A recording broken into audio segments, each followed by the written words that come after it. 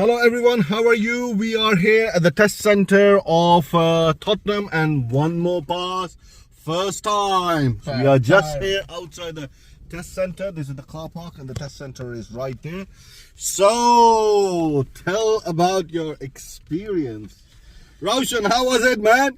It was first good, time. It was good. Like when we was coming up on that road there, I was about to go left, and then I remembered yesterday when you told me stay in the middle right there, and I stayed in the middle. Yes. So tell me how you feeling passing first time, man. I feel so relieved. I don't have to worry about it anymore. So Roshan had to take a pass promise package, which give him a second test free if he didn't pass. That's brilliant. So tell about your experience from the beginning, Roshan. You come to me with no experience. Yeah, I came with no experience at all at first.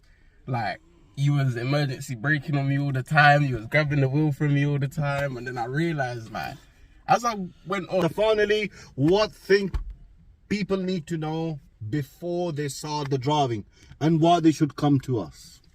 Before you start the driving, you should know how to compose yourself on the road.